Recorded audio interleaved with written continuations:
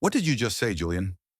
At our mother's funeral, before I could even process the grief of her passing, my eldest brother, who only showed his face once a year during the holidays, was busy putting on a grand performance for the guests to hear what a devoted son he was.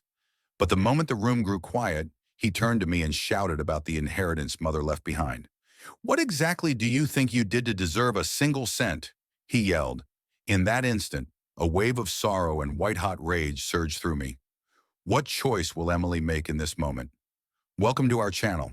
Before we begin today's story, please like and subscribe, and let us know in the comments where you are listening from so we can send our warmest thoughts your way. Now let us begin today's story. The gray morning mist clung to the cobblestone streets of Boston like a heavy, damp shroud, chilling the bones of those who dared to walk through the historic district. Rain fell in a rhythmic, somber drizzle, blurring the outlines of the red brick townhouses and the sharp steeples of the Old North Church. It was the kind of weather that felt ancient, a cold breath of the Atlantic that mirrored the heavy atmosphere inside the sanctuary, where the final farewell to Martha Sterling was taking place. Emily Sterling sat in the front pew, her body feeling small and fragile under a black wool coat that seemed several sizes too large for her gaunt frame. Her face was pale, her eyes swollen and raw from days of relentless weeping. At 45, Emily looked as though she had aged a decade in the last 8 years, a physical testament to the toll of being a primary caregiver. Her hands, calloused and trembling slightly, were clasped tightly in her lap. Standing a few feet away was Julian Sterling, the eldest brother. Julian was the picture of polished corporate success, dressed in a bespoke charcoal suit that likely cost more than Emily's car. He was tall with a sharp jawline and a practiced, stoic expression. While Emily was a portrait of raw, unshielded grief, Julian moved with the calculated grace of a politician. He shook hands with the mourners, his voice a low, melodic baritone that conveyed a perfect level of sorrow, enough to elicit sympathy, but not so much that it ruined his professional veneer. As the choir's voices echoed against the high-vaulted ceiling, Emily's mind drifted away from the eulogies. The scent of the lilies in the church began to fade, replaced in her memory by the sharp, sterile smell of antiseptic and the faint, sweet scent of the lavender lotion she used to rub into her mother's paper-thin skin. She remembered the silence of 3 in the morning in their home in Providence. She remembered the dim light of the bedside lamp as she carefully unwrapped the bandages from her mother's legs, her own back throbbing with a dull, persistent ache, the first signs of the herniated disc that now made every movement a chore. Martha would often look at her with eyes clouded by pain and age, whispering, "I'm so sorry, Emily. You should be out living your life." Emily would simply smile, kiss her mother's forehead, and reply, "There is nowhere else I'd rather be, Mom." While Emily was lost in these ghosts of devotion, Julian felt his phone vibrate in his breast pocket. He checked the time, his brow furrowing, not with grief but with impatience. To him, this service was a ceremonial hurdle before the real work began. He stepped back from the line of mourners, slipping quietly into the shadows of the narthex. Ensuring he was out of earshot, Julian pressed the phone to his ear. "Did you get the appraisal for the Providence property?" he whispered harshly into the receiver. "I don't care about the historical preservation status right now. I need to know the market value of the land. It's a prime lot near the university. Call me back with a hard number by the time I'm out of the cemetery." He hung up, straightened his tie, and stepped back into the sanctuary, his face instantly shifting back into a mask of somber tragedy. The service drew to a close with a final, stirring prayer from Pastor Miller. As the congregation began to rise, the heavy oak doors opened to let in a gust of cold, wet air. The reality of the burial ahead settled over the room like a physical weight. Emily felt a hand on her shoulder. It was Julian. For a moment, she hoped for a word of comfort, a brotherly embrace to acknowledge the 8 years of labor she had endured alone. Instead, Julian leaned down, his breath smelling faintly of expensive espresso. He didn't look at the casket. He looked at Emily with eyes that were cold and transactional. "Dry your tears, Emily," he whispered, his voice devoid of the warmth he had used with the guests. "We need to be practical now. We're heading to the house in Providence after the burial. We need to discuss the will and the property distribution before the tax office starts asking questions on Monday morning. I've already set a schedule." Emily looked up at him, her breath hitching in her throat. The man standing before her didn't see a grieving daughter or a sister who had sacrificed her youth. He saw a line item on a balance sheet. The coldness of the Boston rain outside was nothing compared to the chill that settled in her heart as she realized the battle for her mother's legacy was only just beginning. The drive from the rain-slicked streets of Boston to the quiet, tree-lined neighborhoods of Providence felt like a descent into a past that was rapidly being dismantled.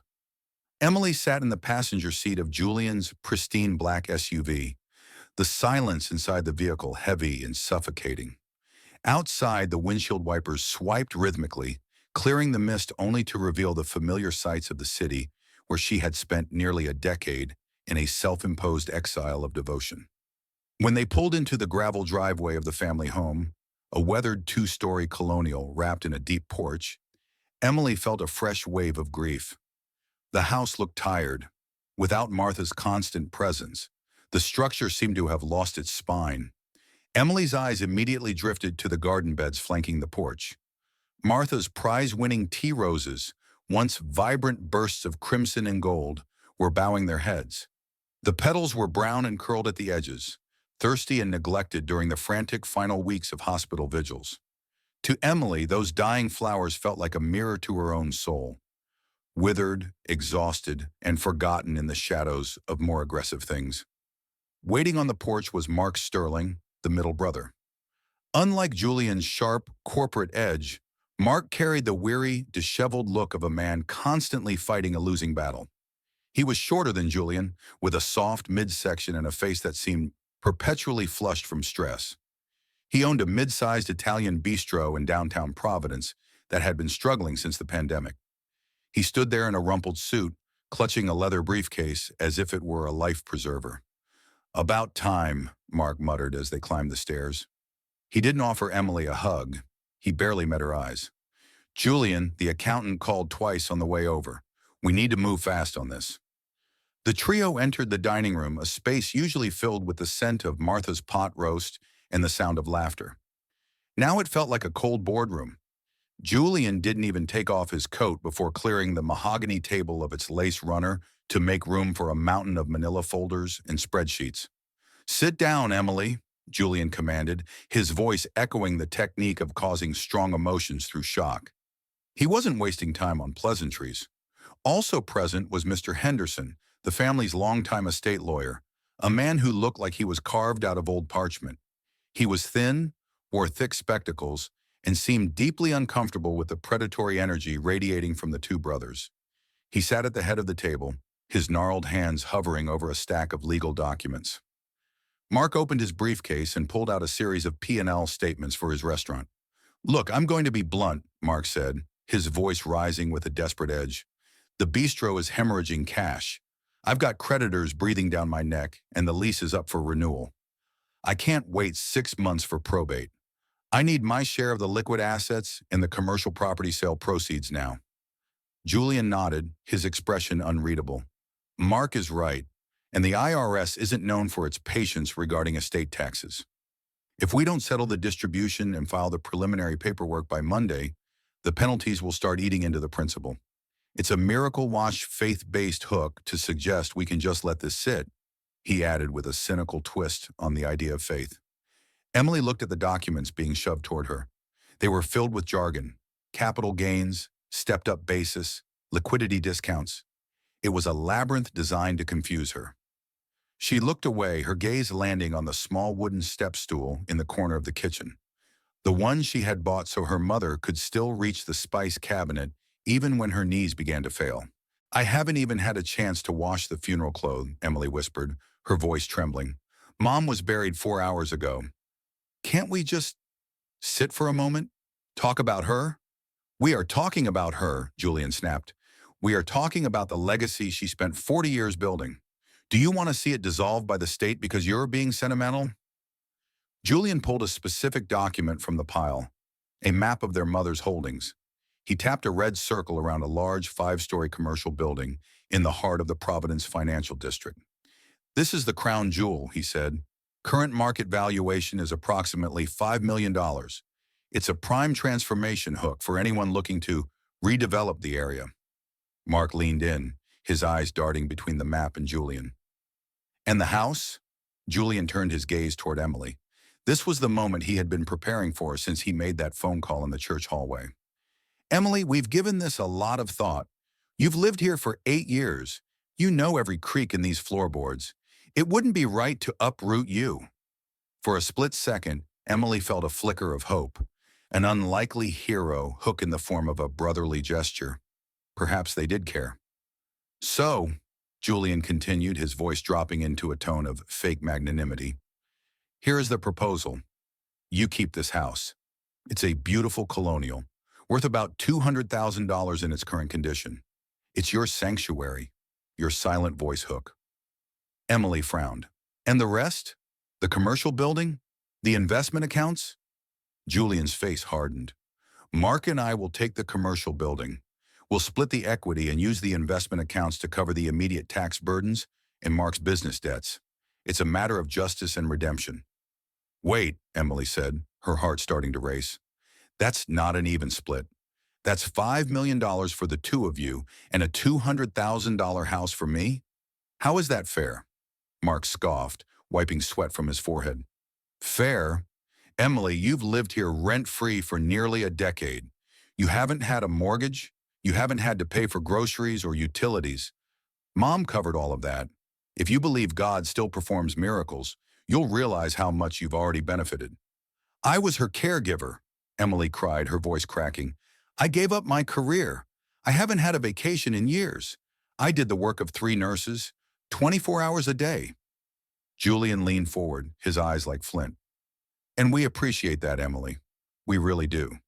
But let's look at the numbers. If we had put Mom in a high-end assisted living facility, it would have cost $15,000 a month. Over 8 years, that's over $1 million. Think of the house as your payment. You've been compensated in room and board. Now sign the preliminary distribution agreement so we can move forward. He slid a fountain pen across the table. The gold nib caught the light, looking like a dagger. Emily looked at the pen, then at her brothers. She realized then that they weren't her saviors. They were vultures who had been waiting for the heart to stop beating so they could pick the bones clean. The silence in the dining room was thick, heavy with the scent of old paper and the bitter aftertaste of betrayal. Emily looked at the golden nib of Julian's pen, then back at her brothers. The manila folders spread across the mahogany table felt like a fortress they had built to keep her out of her own family's legacy. Julian stood by the window, his silhouette sharp against the fading Providence light, while Mark nervously tapped his fingers on his leather briefcase, his eyes darting to the kitchen door as if expecting their mother to walk through it and end this nightmare. Pay rent? Emily's voice was a ghost of a sound, a thin thread of disbelief. Julian, I didn't live here. I served here. I didn't stay in this house because I couldn't afford an apartment. I stayed because you told me you were too busy with the merger in London, and Mark said the restaurant would fail if he spent even one night away from the kitchen. Julian didn't turn around. The why is emotional, Emily. The what is financial. You occupied the master suite adjacent guest room. You consumed utilities, groceries, and property taxes that were paid for by Mother's estate, an estate Mark and I have been funding through our lack of early inheritance. If you believe God led Bear to save her, comment Amen. But God didn't pay the heating bill for the last 8 winters. Mother did. A sharp knock at the front door interrupted the tension. Emily rose, grateful for the escape, but Julian was faster. He intercepted her in the hallway. Through the frosted glass of the door, Emily saw the blurred shape of Mrs. Gable, their neighbor from 2 doors down. She was a stout, kind-hearted woman who had lived on this street for 40 years and had often brought Emily jars of homemade jam during the hardest months of Martha's illness. Julian opened the door just a crack. Mrs. Gable, he said, his voice a perfect imitation of a grieving son. Oh, Julian, I saw the cars. I brought over a warm apple pie and some pot roast for the family, Mrs. Gable said, her voice trembling with genuine sympathy. I wanted to see Emily. That poor girl must be exhausted. That is so kind of you, Julian replied, blocking the doorway with his broad frame. But Emily is actually resting under a doctor's supervision right now. The funeral took a tremendous toll. We are currently in the middle of some very sensitive, private family matters regarding the estate. I'm sure you understand. It's a justice and redemption hook. Oh, of course, I didn't mean to intrude, Mrs. Gable stammered, looking disappointed. We appreciate your prayers, Julian said smoothly, taking the pie and closing the door before Emily could even say hello. Julian walked back into the dining room and set the pie on the sideboard as if it were a common nuisance. Emily felt a stinging behind her eyes. That pie represented the only warmth left in this house, and Julian had treated it like a distraction from his spreadsheets. She sat back down, her mind spinning back to 2018. She remembered the day she had to call her creative director at the design firm in Boston. She had been a rising star in graphic design, her portfolio filled with vibrant modern branding concepts. But the calls from the pharmacy, the hospital, and the home care nurses became a cacophony she couldn't ignore. I can't keep the 60-hour weeks, she had told her boss, her voice breaking. My mother needs me. She had transitioned to freelance work, taking on small, low-paying logo gigs just so she could be home to administer the noontime insulin and the 3:00 p.m. physical therapy sessions. She watched her career, her silent voice, fade into the background of bedpans and medication logs. Her unlikely hero hook was the dog or ordinary person becoming a savior. She had become a savior to her mother at the cost of her own future. Emily, you're drifting, Julian said, snapping his fingers. He pulled a fresh, crisp sheet of paper from his folder, a spreadsheet titled Comparative Care Cost Analysis. Mark leaned forward, his face flushed. Look, Emily, we're just being realistic. I've had to take out high-interest loans to keep the bistro afloat. I don't have the luxury of sentimentality right now. This story will restore your faith. But faith doesn't pay my suppliers. Julian took a highlighter and ran it across a row of figures. I've done the research. Professional, 24/7 in-home nursing care in Rhode Island averages roughly $4,000 a month for the level of care mother required. Over 96 months, that is $384,000. He tossed the paper onto the center of the table. When you factor in the fair market rent for your living quarters, the food, the use of the vehicle, and the health insurance mother paid for you, the total benefit you received exceeds $500,000. The house is worth $200,000. Mathematically, Emily, you are already ahead of the curve.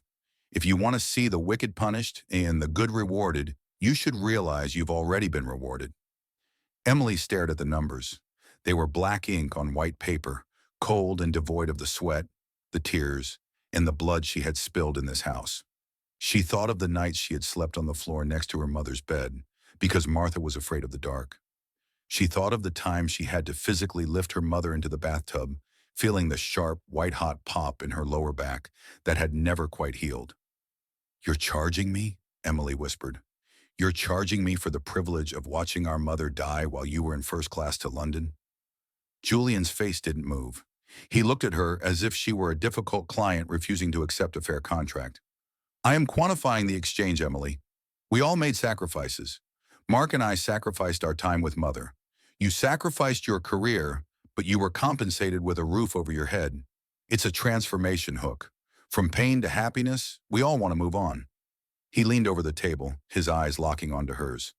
By my calculations, you've actually spent your entire inheritance, and then some. We're being generous by letting you keep the house at all. Sign the document, Emily.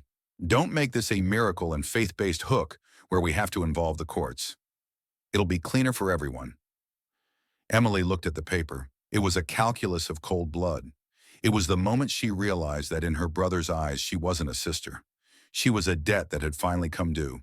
The air in the dining room had turned stagnant, thick with the scent of the apple pie Julian had dismissed and the sterile, metallic tang of his spreadsheet logic. Emily stared at the paper on the table, the black-inked calculus of cold blood. For a moment, her vision blurred. The numbers began to swim, transforming into the countless hours she had spent in the dim light of the hallway, the silent tick of the oxygen concentrator, and the rhythmic, labored breathing of a woman who had once been the sun around which their family orbited. You've been compensated, Emily whispered, the words tasting like ash.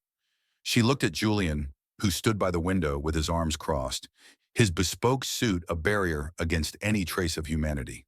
She looked at Mark, whose face was a mask of desperate greed, his eyes darting to the mahogany table as if the wood itself could provide the cash to save his failing bistro.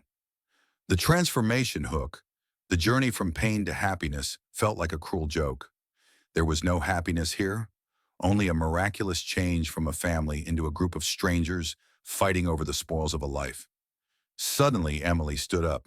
The movement was sharp, sudden, and it sent a jolt of white-hot lightning through her lower back. She didn't wince. Instead, she unbuttoned her black wool coat with trembling fingers and let it slide off her shoulders, pooling on the floor like a discarded shadow. "Emily, what are you doing?" Mark stammered, his face flushing even deeper. She ignored him. She was wearing a thin, charcoal gray sweater. She turned her back to them and pulled the collar down, exposing the nape of her neck and the uneven line of her shoulders. Her right shoulder was visibly lower than her left, a permanent tilt to her frame. "Do you see this?" she asked, her voice low and vibrating, with a suppressed roar. "This isn't a genetic quirk. It's a herniated disc from 3 years ago. The night Mom fell in the bathroom, and I had to lift her dead weight off the tile while the two of you were too busy to answer your phones." She turned back around, her eyes blazing with the light of a silent voice hook, a soul connection that transcended their corporate language. "I spent 8 years becoming invisible. I didn't just give up my graphic design career. I gave up my body. I gave up my sleep. And more than anything, I gave up being a mother to my own daughter." At the doorway, a shadow moved. Sarah, Emily's 18-year-old daughter, stood there. She was a quiet, observant girl with her mother's wide eyes and a shock of dark hair. She wore a faded college hoodie and jeans, her face pale, her eyes brimming with tears as she watched the uncles she had once respected strip her mother of her dignity. Sarah had grown up in the shadow of her grandmother's illness, learning to cook her own meals and do her own laundry at 12 because her mother was busy changing IV bags and crush medication. Emily saw her daughter, and her heart broke all over again.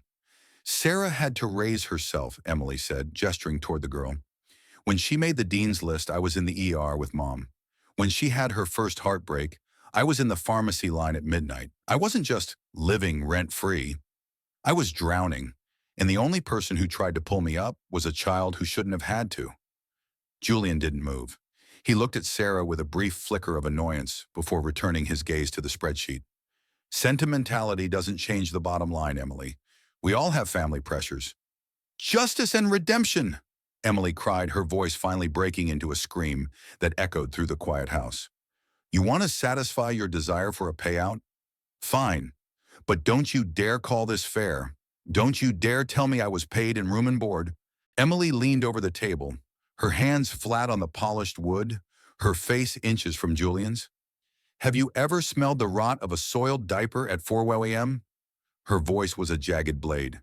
"Have you ever felt the cold sweat on a woman's forehead as she whimpers in pain at 3 a.m., begging for a god she thinks has forgotten her?"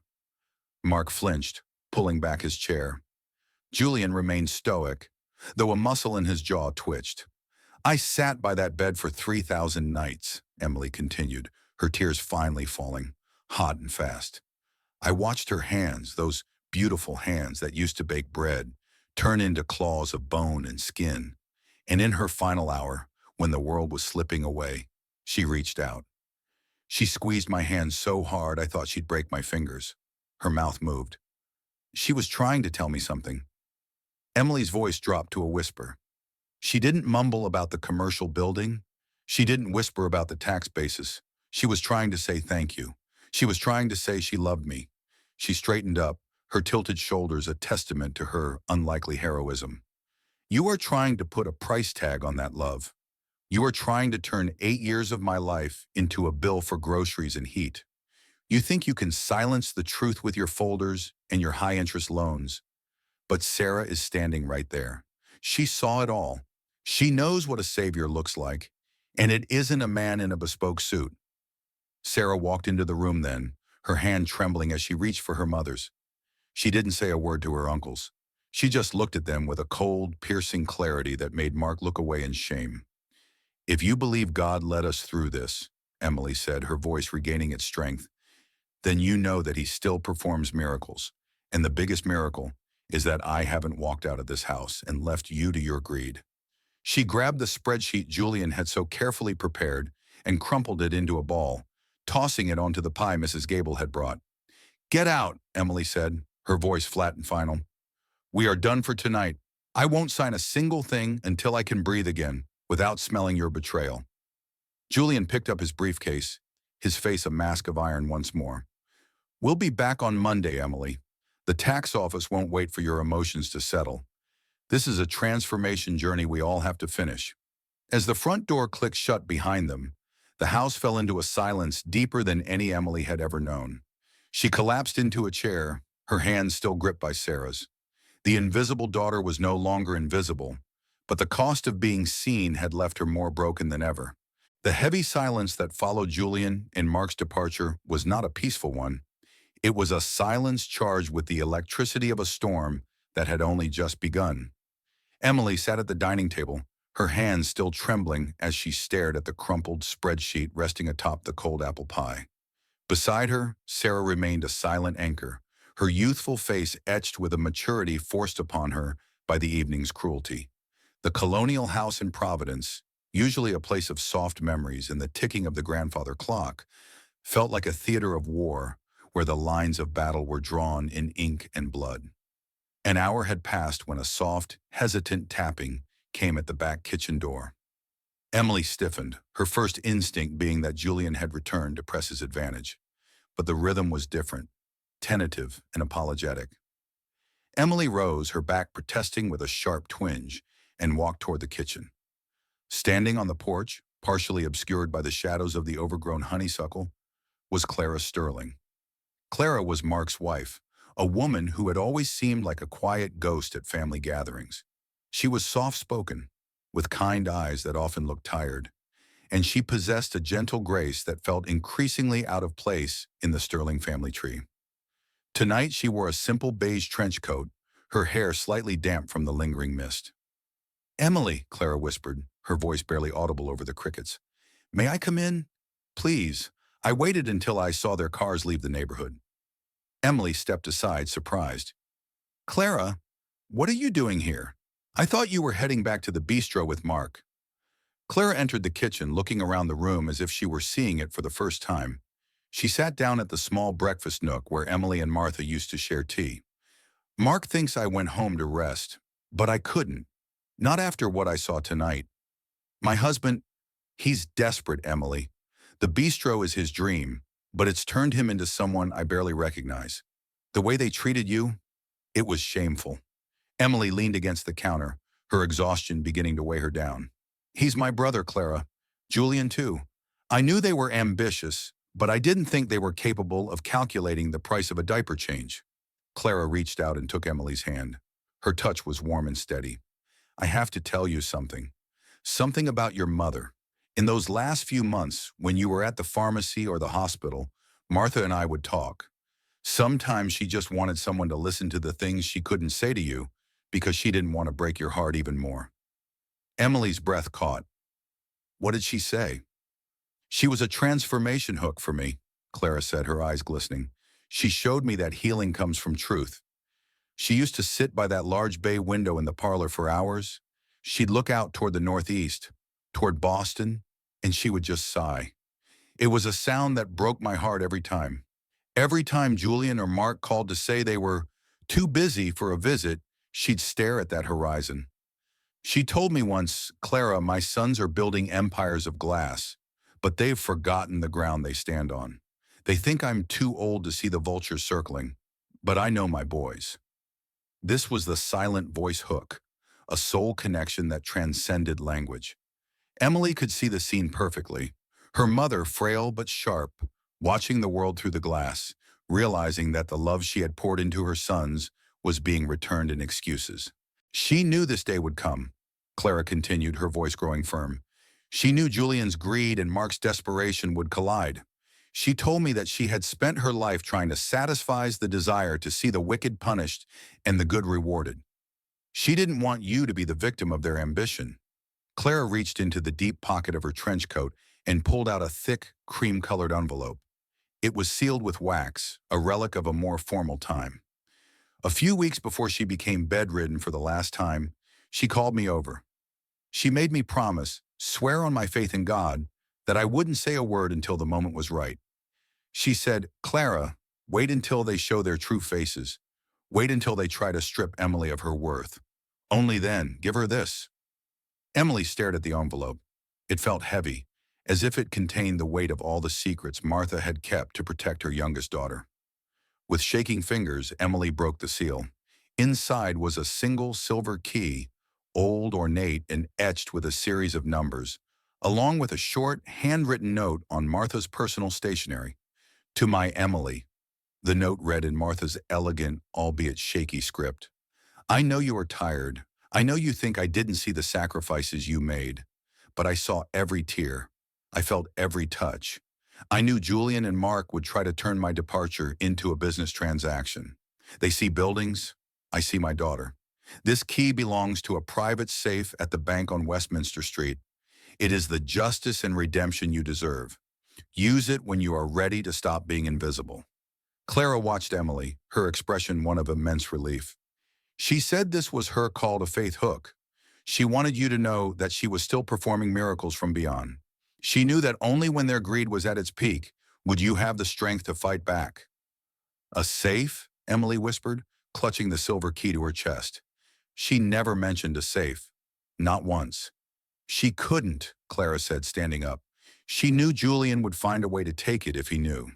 He was always her unlikely hero, but she realized he had become the villain of this story. I have to go now, Emily. If Mark finds out I was here, it will only make things worse.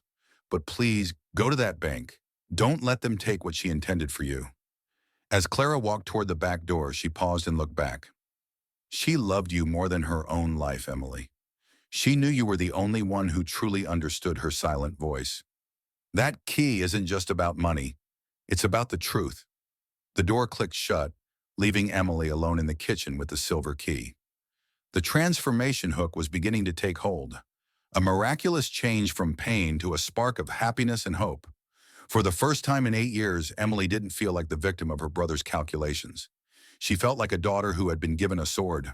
The morning sun over Providence was sharp and unforgiving, casting long, geometric shadows across the marble facade of the bank on Westminster Street.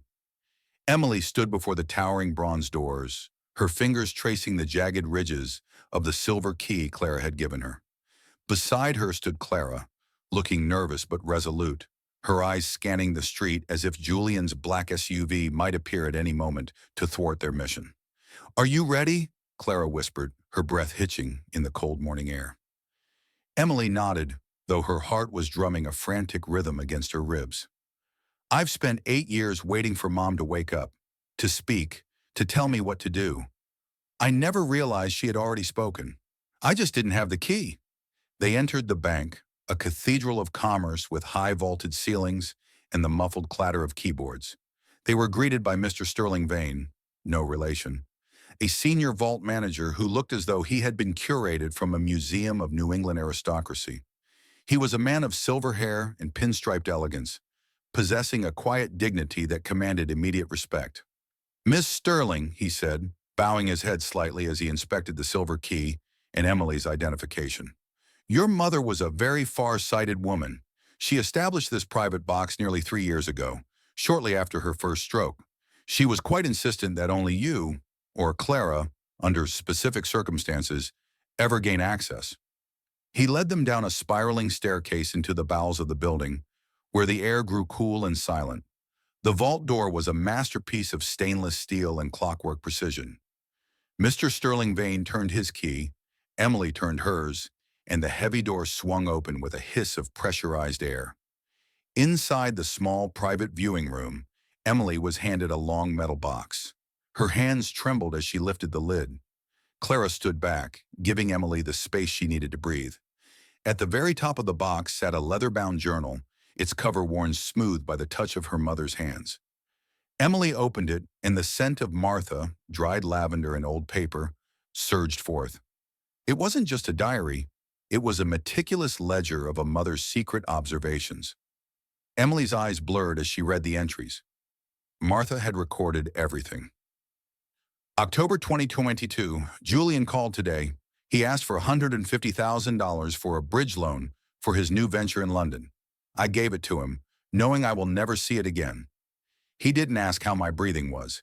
He didn't even speak to Emily, who was in the kitchen boiling my syringes. Further down, January 2024. Mark came by. He was sweating and shaking. He owes $80,000 to people who don't take excuses. I paid his gambling debts from my private savings. He kissed my cheek and left within 10 minutes. He didn't notice Emily sleeping on the floor beside my bed because I was afraid of the tremors. Emily turned the pages, her heart breaking with every line. Her mother hadn't been a passive victim of her brother's neglect. She had been a witness. She had seen the vultures circling, just as Clara had said. Then Emily found the entry that shattered her. June 15th. I heard Emily crying in the laundry room tonight. She thinks I'm asleep, but the walls are thin and my heart is sharp. She is crying from sheer exhaustion, her back bent from lifting me, her youth slipping away in this quiet house. I owe this child my entire life. My sons have taken my money. My daughter has given me her soul. I must make this right. Emily collapsed into the velvet-lined chair, a sob tearing from her throat. She wept with a violence that shook her entire frame, not just for her mother's death, but for the overwhelming realization that she had been seen. For 8 years, she had felt like a ghost, a silent voice haunting her own home. But Martha had been listening to every tear. Clara moved forward, placing a steady hand on Emily's shoulder. She knew Emily. She knew every bit of it. Beneath the journal lay a thick, blue-backed document, sealed with the official gold leaf of a notary public. It was the last will and testament of Martha Sterling, dated 2 years prior. Emily wiped her eyes and began to read the legal prose. It was a justice and redemption hook, in its purest form. The language was clear, devoid of the confusing jargon Julian had used to bully her. Because my sons, Julian and Mark, have already received substantial portions of their inheritance through various private gifts and debt settlements totaling over $3 million, the document read, I hereby distribute the remainder of my estate as follows. To my daughter Emily, who has provided for my care with a devotion beyond measure, I bequeath 70% of all assets, including the Sterling Commercial Building and the family home in Providence. The text continued. To Julian and Mark, I bequeath 15% each. It is my hope that this distribution provides the miracle and faith-based hook required for them to understand that a mother's love is not a business transaction and that a daughter's sacrifice is not a debt to be charged back to her. Emily looked up at Clara, her face pale. 70%. She gave me the building. She gave me everything. She didn't give it to you, Emily, Clara said softly, her eyes reflecting the transformation hook of their shared journey. You earned it with every medication you measured and every night you stayed awake. This is the unlikely hero hook she planned. She knew the only way to stop Julian was to hit him where it hurt most, his wallet. The transformation hook was now complete. Emily felt a surge of strength she hadn't known in years. She wasn't just a caregiver anymore. She was the majority owner of the Sterling legacy. The silent voice now had the power of a gavel. We have to get to the lawyer, Emily said, her voice now firm and clear. The real lawyer, not Julian's puppet. As they left the vault, Emily clutched the journal and the blue-back document to her chest like a shield. She felt her mother's spirit beside her, no longer a sighing ghost by the window, but a silent commander guiding her toward the final confrontation. The miracle had been performed. Now it was time for the redemption. A biting wind swept through the canyons of downtown Providence, whistling between the glass towers and the historic stone facades. The morning was crisp and dangerously clear, the kind of New England day where the light is so sharp it feels like it could cut.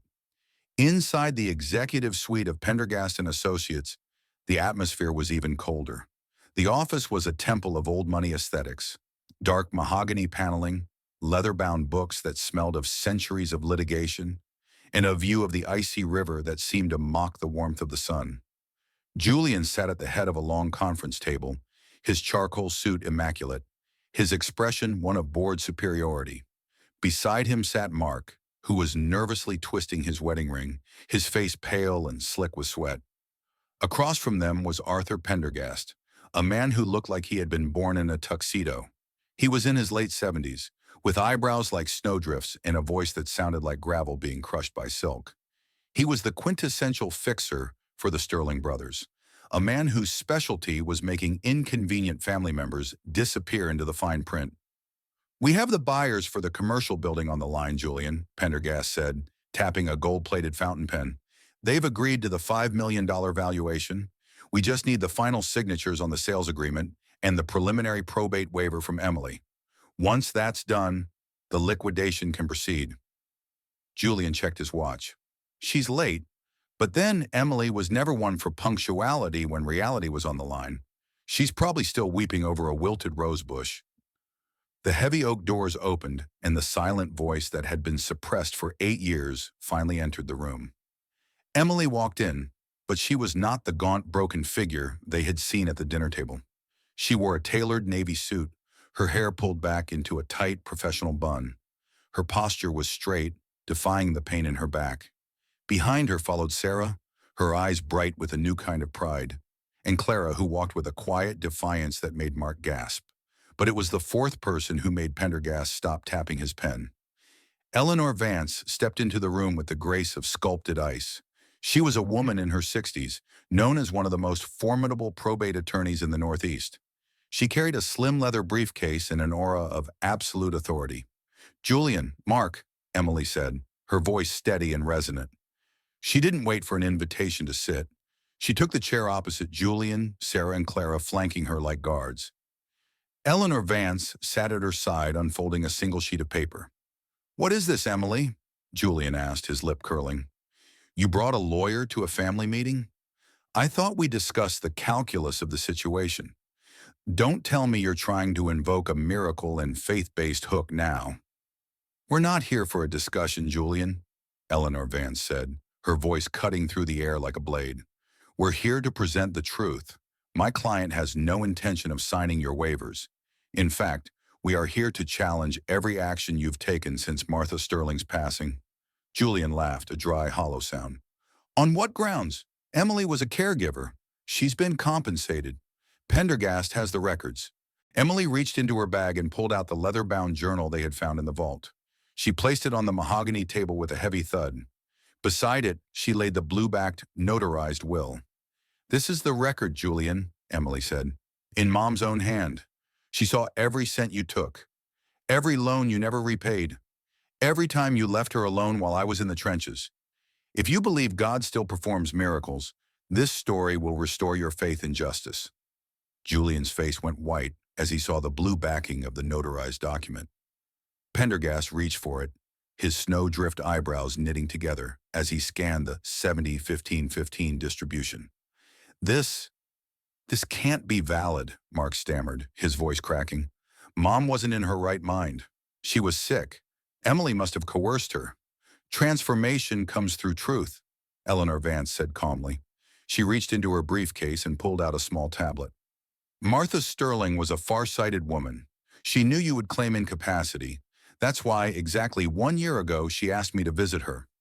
She wanted to record a statement of intent, witnessed by 2 independent doctors who verified her mental clarity." Eleanor pressed play. The screen came to life, showing Martha Sterling sitting in her favorite armchair by the window in Providence. She looked frail, but her eyes were like steel.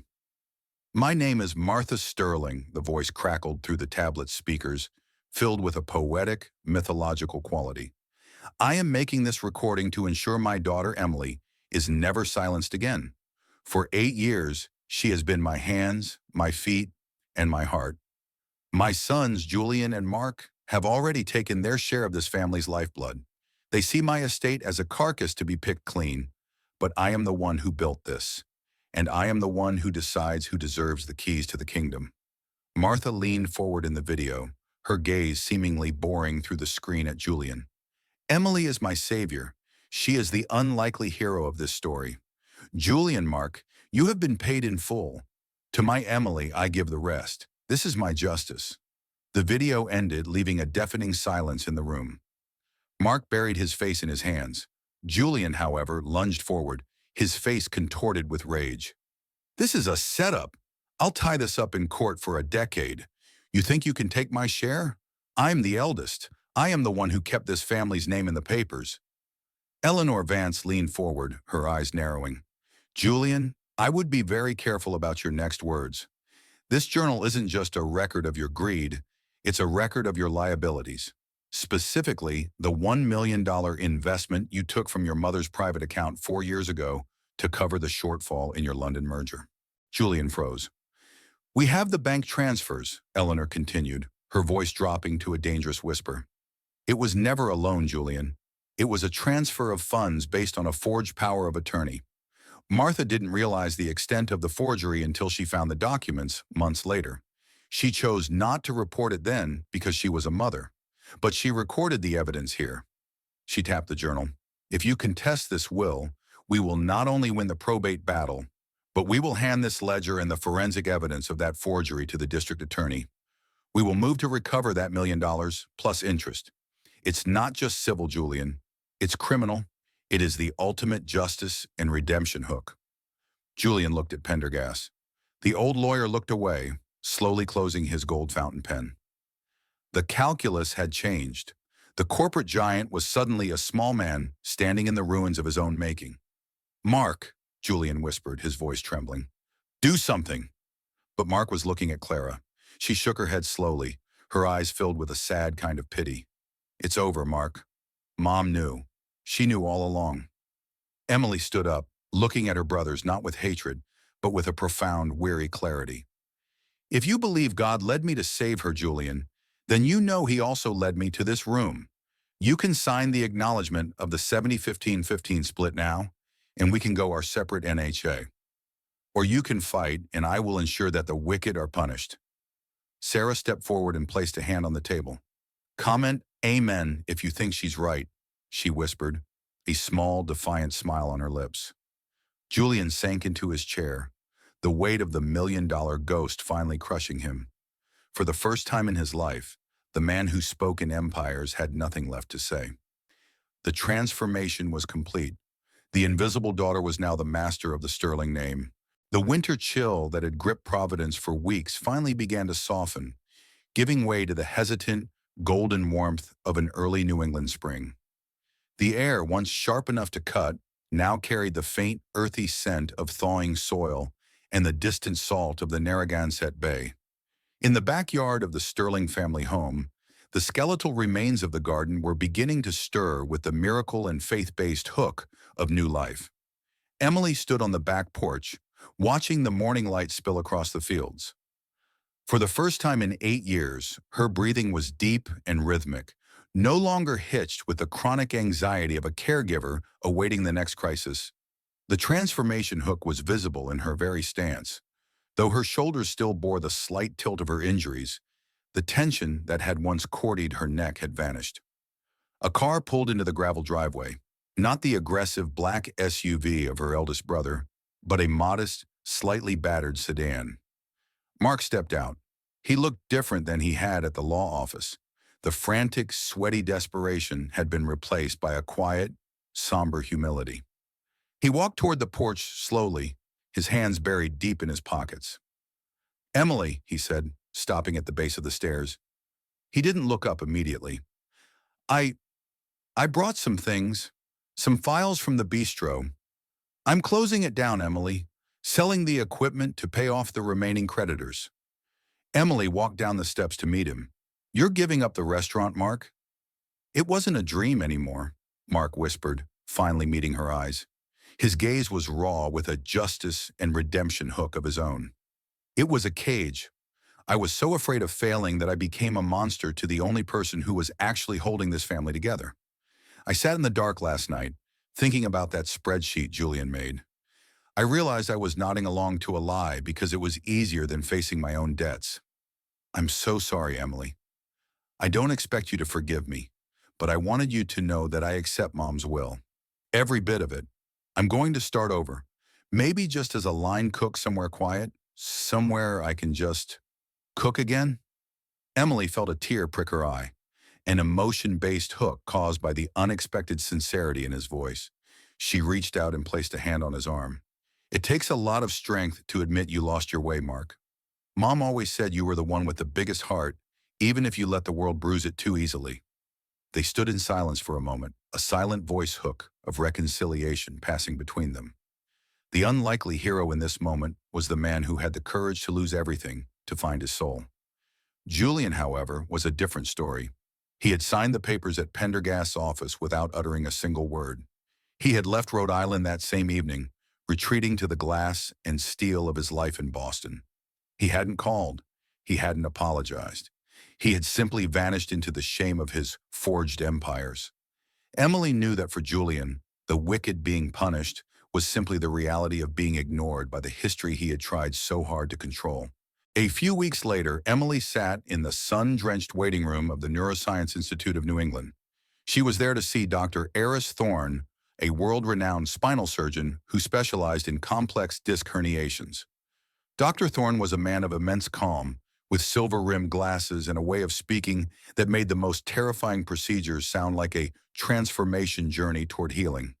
"The surgery was a success, Emily," Dr. Thorne said during her follow-up. "The pressure on the nerve is gone. You'll need physical therapy, and you'll never be a weightlifter, but you will walk without pain. You've carried a heavy load for a long time. It's time to let the medicine carry you for a while." With the pain receding, Emily finally fulfilled a promise that had been deferred for nearly a decade. She and Sarah boarded a plane to the Amalfi Coast in Italy.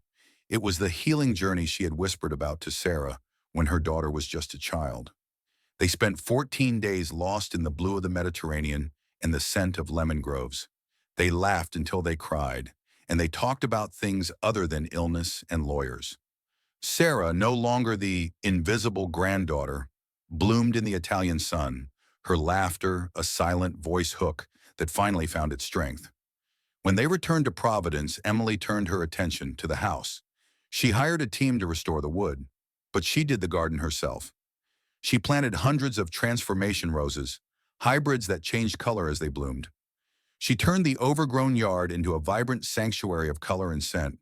It was a call to faith hook for the neighborhood. People would stop their cars just to look at the garden that had risen from the ashes of neglect. On a warm Sunday evening, the house was quiet. The sterling commercial building was being managed by a reputable firm, providing a steady income that ensured Sarah's college tuition was never a worry again. Clara had visited earlier, bringing a basket of muffins and news that Mark was actually finding peace in his new, simpler life. Emily sat in her mother's old velvet armchair by the bay window, the silent voice hook location where Martha had once watched the Boston horizon. The chair was soft, smelling faintly of the lavender Emily still used. Sarah came into the room carrying 2 mugs of tea. She handed one to her mother and then sat on the floor, leaning her head against Emily's knee, just as she used to do when she was small. "Mom?" Sarah asked softly. "Yes, honey. Do you think she's happy? Grandma, I mean." Emily looked out at the garden, where the roses were glowing in the twilight. She felt the miracle and faith-based hook of her mother's presence in the very air of the room. "I think she's more than happy, Sarah. I think she's at rest. She knew that justice might come late, but she also knew that love and sincere sacrifice always leave behind seeds of happiness. We just had to wait for the winter to end so they could grow." Emily ran her hand through Sarah's hair. The pain in her back was a dull memory. The betrayal of her brothers was a closed chapter. As the sun dipped below the Rhode Island hills, Emily realized that her mother hadn't just left her a building or a house. She had left her the unlikely hero strength to reclaim her own life. The light faded, but the warmth remained. In the quiet of the Providence evening, the Sterling family had finally found its redemption. This story reminds us that the true measure of a person's life is not found in the cold numbers of a bank account or the square footage of a building, but in the quiet, consistent acts of love and sacrifice we offer to one another. In our daily lives, it is easy to become blinded by ambition or the pressure of material success, much like Julian and Mark. However, as Emily discovered, sincere devotion and integrity create a legacy that no amount of money can buy. Justice may not always arrive when we want it to, but truth has a way of blooming even in the coldest winters. Choose to be the unlikely hero in your own family, the one who listens to the silent voices and values the soul over the transaction. If Emily's journey of resilience and redemption touched your heart today, please help us share this light with others. Like this video to show your support for those who sacrifice in silence. Share this story with a friend or family member who might need a reminder that their hard work is seen. Comment below with your own thoughts or stories of overcoming family challenges. Subscribe and click the notification bell to join our channel, where we honor the strength and wisdom of every generation. Dear Heavenly Father, we thank you for the gift of family and the strength you provide us during our most difficult seasons. We ask for your special blessing upon every person watching today. For the caregivers who are tired, please grant them renewed energy and peace. For those facing injustice, please open doors of redemption and provide them with the courage to stand tall. May your love be the foundation of our homes, and may your grace guide us toward reconciliation and healing. If you believe that God still performs miracles and provides for those who are faithful, please write Amen in the comments below.